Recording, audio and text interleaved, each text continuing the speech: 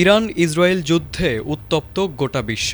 দুই দেশের পাল্টাপাল্টি হামলায় আতঙ্ক ছড়িয়ে পড়েছে প্রতিবেশী দেশগুলোতেও। ইরানের অধিকাংশ মানুষ শিয়া মতের অনুসারী হওয়ায় মুসলিম দেশগুলোর অনেকেই এই যুদ্ধে এক প্রকার নীরব ভূমিকায় রয়েছেন। ঠিক এমন অবস্থায় বিশ্বের মুসলমানদের গুরুত্বপূর্ণ বার্তা দিলেন বিশ্বখ্যাত ইসলামী স্কলার ও পাকিস্তানের বরেণ্য আলেম মুফতি তাকি ওসমানী। সম্প্রতি করাচির দারুল উলুমে এক সমাবেশে বক্তব্য দিতে গিয়ে তিনি বলেন, বর্তমান সংকটময় সময়ে মুসলিম উম্মার সবচেয়ে বড় প্রয়োজন ঐক্য। তার মতে ইরানের অধিকাংশ মানুষ শিয়া মতের অনুসারী হলেও এই মুহূর্তে শিয়া সুন্নি মত পার্থক্য সামনে আনা কোনোভাবেই সমীচীন নয়, বরং মুসলিমদের এক হয়ে পরিস্থিতি মোকাবিলা করা প্রয়োজন।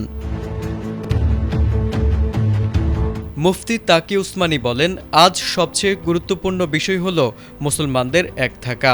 ইরানের সঙ্গে আমাদের আকিদাগত কিছু মতভেদ থাকতে পারে, কিন্তু কোন সময়ে কোন কথা বলা উচিত তা বুঝতে হবে।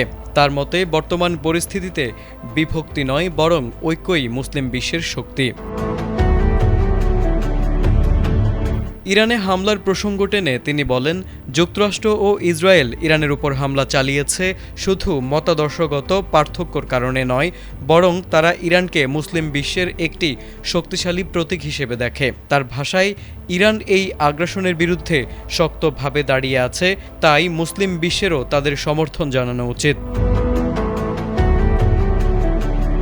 মার্কিন প্রেসিডেন্ট ডোনাল্ড ট্রাম্পের সমালোচনা করে তিনি বলেন, বর্তমান বিশ্বে এক ধরনের বৈশ্বিক গুন্ডামি শুরু হয়েছে, যেখানে আন্তর্জাতিক আইন ও নৈতিকতার তোয়াক্কা না করেই হামলা চালানো হয়।